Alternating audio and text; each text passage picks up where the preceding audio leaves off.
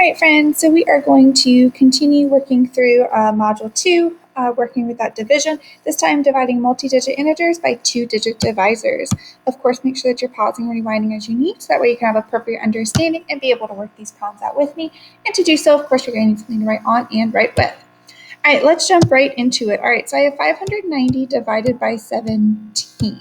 Alright, so I'm starting with my greatest place value, just like I would in my place value chart division that we used last year.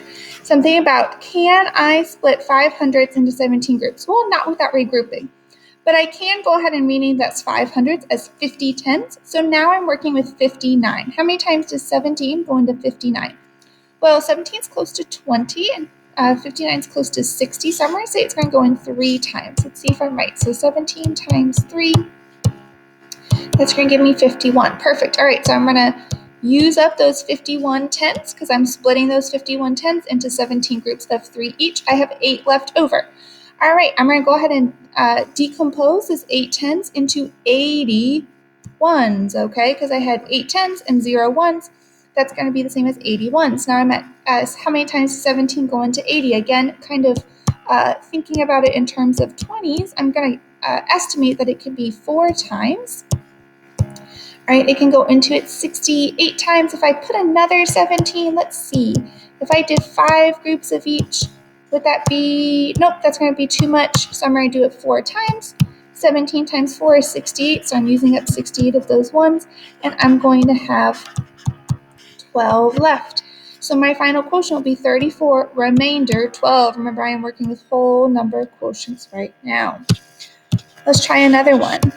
All right, I have 887 divided by 27, same sort of thing. 887 divided by 27. I know I can't split 8 hundredths into 27 groups right off, so I'm going to decompose that into 80 tens. I have 8 tens from before, so I'm at 88 tens. How many times does 27 go into 88?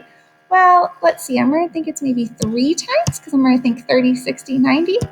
Let's see. That might be too many. 2 times 3 is 6.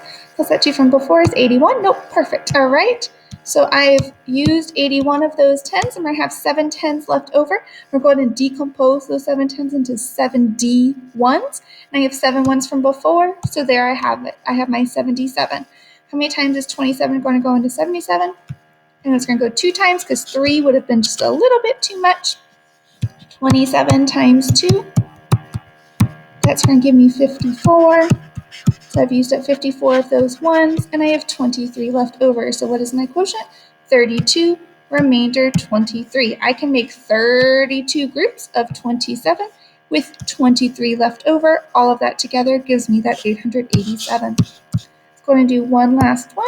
Go ahead and pause and work this out by yourself, and then you can debrief it with me. Make sure that you're working it out. All right, so I have 839 divided by 41. Again, I'm going to go ahead and decompose and go straight into those tens. I have 83 tens. I know I have 83 tens because 830 is the same as 83 tens. I'm just applying that place value knowledge. That place value knowledge always comes into play. How many times can 41 go into 83? It can go 2 times. That's an easy one for me to do in my head. I have 1 left over, 1 10 left over. We're going to decompose that 10 into 19 ones. Now, or 10 to 10 ones with 9 left over, so now I have 19. Now, I have 19. I'm trying to split 19 into 41 groups. Can I do it? No, I cannot, but I'm not done with my place values yet. So how many times does 41 go into 19? 0 times. 0 times. Why do I put that 0 here? Because right now I'm working with 10, so I need that placeholder. I want to make sure all my place values are set up. How many ones could I put in each group? 0 ones, because I'm going to have 19 left over. It's going to be 20, remainder 19. All right, friends, remember to lean on me for support. However I can support you and utilize this video to help you as well. Go ahead and move on to your problem set.